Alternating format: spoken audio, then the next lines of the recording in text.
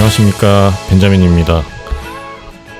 오늘 드리고 싶은 말씀은 최수근 상병 사망 사건과 이종섭 전 국방장관 호주 대사 발령입니다. 함께 하실 분은 백선미님입니다. 안녕하세요, 백선민입니다. 지난 여름에 폭우 피해를 입은 경상북도 예천에 복구 지원 목적으로 해병대 사령부가 1사단 신속기동부대를 투입했었습니다. 내성천 삼강교 부분 구간에 해병대 119명을 투입해서 실종자 수색 작전을 실시했었죠. 그 과정에서 최수근 당시 일병이 작전 중 순직하는 사고가 발생했는데 이것이 최수근 상병 사망 사건의 시작입니다. 당시 기록적인 폭우로 인해 인명피해가 크게 발생했습니다. 실종자 수색에 투입된 병사들이 구명조끼 등 아무런 안전장비 없이 수색작전에 내몰렸고 최수근 당시 일병이 급류에 휘말린 채 시신으로 발견됐습니다. 수색 당일은 물이 불어나 내성천의 유속이 엄청 빨랐으며 해병대의 상륙 장갑차 투입도 취소될 지경이었다고 하더군요. 당초 현장에 파견된 해병대원들은 수해복구 작전으로 전파를 받고 삽, 곡괭이, 모래주머니만 챙겨갔는데 도착하고 나니까 실종자 수색이라고 했다고 합니다. 수해복구와 실종자 수색은 차원이 완전히 다른 작전입니다. 그렇죠. 현장을 둘러본 대대장이 수색이 어렵다고 보고를 했는데 사단 차원에서 수색을 밀어붙였다는 진술이 나왔고 갑작스러운 실종자 수색 명령과 안전대책 없이 위험한 현장에 당황해하는 모습이 대대장들 사이 문자 교신에 그대로 드러났다고 합니다. 그 지휘관들은 얼마나 당혹스러웠겠습니까? 원래 이 지역의 수색에는 소방당국과 특전사가 투입될 예정이었고 실제로는 소방당국이 드론으로 광범위하게 수색작전을 펼치고 있었습니다. 대부분의 실종자도 드론으로 찾아냈고 네, 실종된 최수근 상병 시신을 찾아낸 것 또한 소방의 드론팀이었어요. 그렇죠. 이미 소방에서 적외선, 열화상 드론 장비들을 이용해 주야간을 안 가리고 효율적으로 실종자 수색작전을 수행 중이었음에도 불구하고 해병대 1사단이 인간띠 잊기 방식의 실종자 수색 작전을 실시한 것은 불필요했을 뿐 아니라 너무 무모했다는 비판이 일고 있습니다. 왜 그랬을까요? 승진을 위한 사단장의 공명심 때문이었을까요? 아니면 고질적인 안전 불감증 때문이었을까요? 정말 안타까운 일이었습니다. 대통령은 사고 원인을 철저히 조사해서 재발을 방지하라 이런 지시를 했고 군은 바로 수사에 착수했습니다. 수사는 해병대 사령부 수사단 박정훈 대령이 맡았고 비교적 신속하게 결과가 나왔죠. 예, 그렇습니다. 박정훈 수사단장은 해병대 1사단 임성근 사단장 등 8명에 대해 과실치사 혐의가 있다 규정을 하고 그렇죠. 사건을 관련 법 규정에 의해 경찰에 이첩하겠다는 조사 결과 보고서를 국방장관에게 보고했습니다. 그리고 다음 날인 31일에 수사 결과를 경상북도 경찰청에 이첩하면서 언론과 국회, 국민에게 설명할 예정이었으나 갑작스럽게 국방부 법무관리실에서 수사단의 조사 결과에 전체 혐의 사실을 제외하라. 그러니까 모든 혐의 사실을 다 빼라. 이겁니다. 지금 사단장을 포함해서. 삭제하라는 거죠. 예, 그렇습니다. 그리고 경상북도 경찰청에 수사 결과를 이첩하는 것을 중단하라. 이런 지시가 내려옵니다.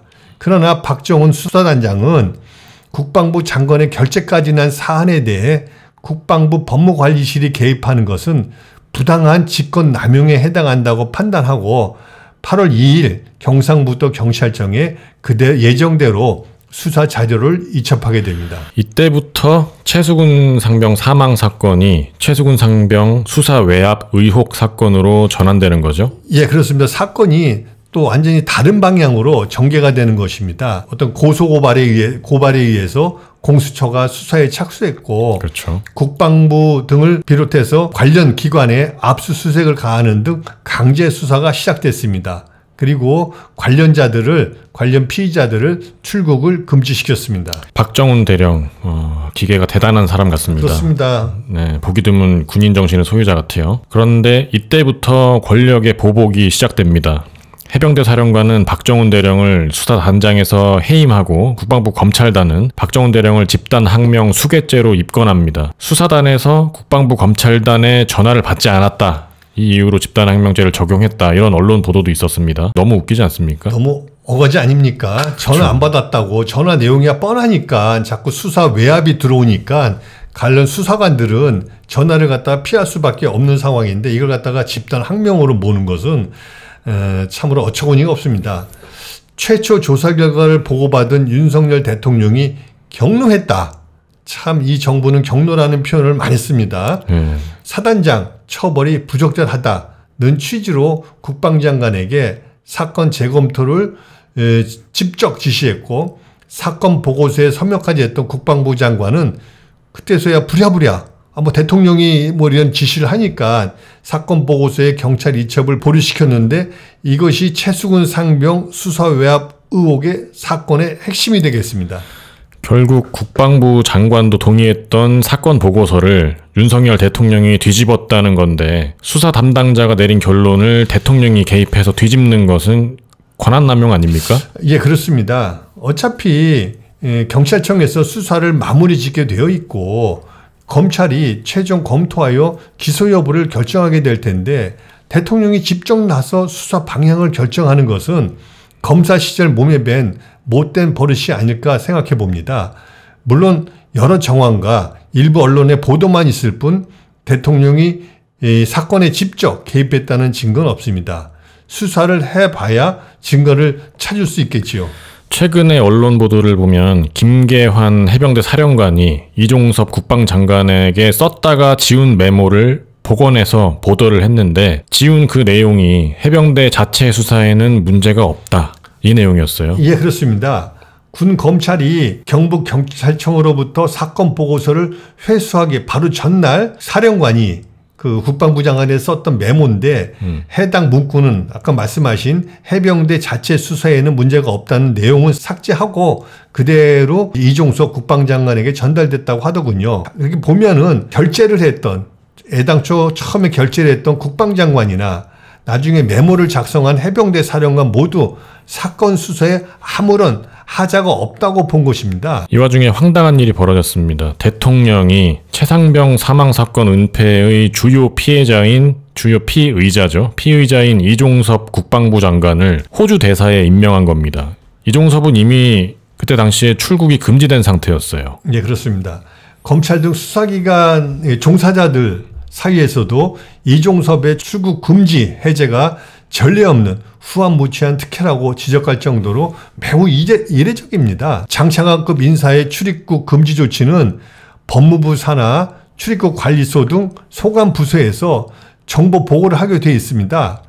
과거에는 민정수석실, 지금은 법무부 내에 있는 인사정보관리단을 통해서 인사권자인 대통령에게 보고가 된다고 하네요. 대통령실은 출국이 금지된 사실을 몰랐다 발뺌하지만 이는 명백한 거짓말이라고 생각이 듭니다. 예, 사건의 핵심은 이종섭 대사가 최상병 순직 사건의 수사를 비틀고 왜곡한 최종 결정자냐라는 것을 밝히는 거 아닙니까? 예, 그렇습니다. 이종섭 본인이 결재했다가 하루 만에 번복했는데 번복 사유가 석연치 않은 거예요. 예. 그러면 누군가가 국방부 장관을 움직여서 수사 방향을 바꿨다는 건데 그럴 만한 힘을 가진 사람은 대통령밖에 없지 않습니까? 예, 많은 분들이 그렇게 판단을 하고 있고 우리가 좀 앞에서 우리도 얘기했지만은 대통령에게 가장 큰 어떤 그런 혐의를 두게 된 상황입니다.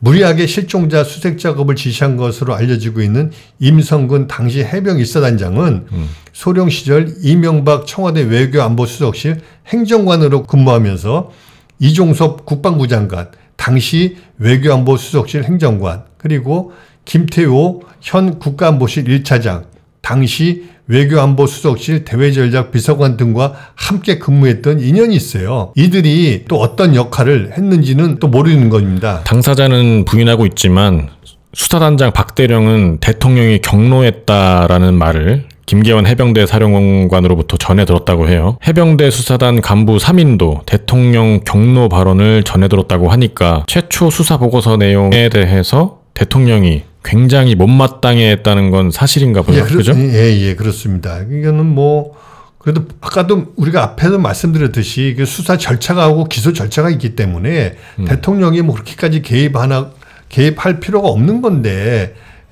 본인이 수사 방향을 정해준다는 것은 저는 좀 합리적이고 정당하지 못했다고 봅니다. 주요 범죄 피의자를 해외로 빼돌린 대통령의 처사는 매우 부적절하고 수사를 방해하는 행태입니다. 또한 우방국 호주에 대한 예의도 아닙니다. 수사기관에서 부르면 언제든지 협조하겠다 하지만 이런저런 핑계로 출두 요구에 응하지 않을 소지가 있고 회유나 협박을 통한 증거인멸의 가능성 또한 매우 크다할 것입니다. 한 젊은 생명을 앗아간 군과 사건을 축소, 은폐하려는 권력. 오늘 준비한 내용은 여기까지입니다. 들어주셔서 감사합니다. 감사합니다.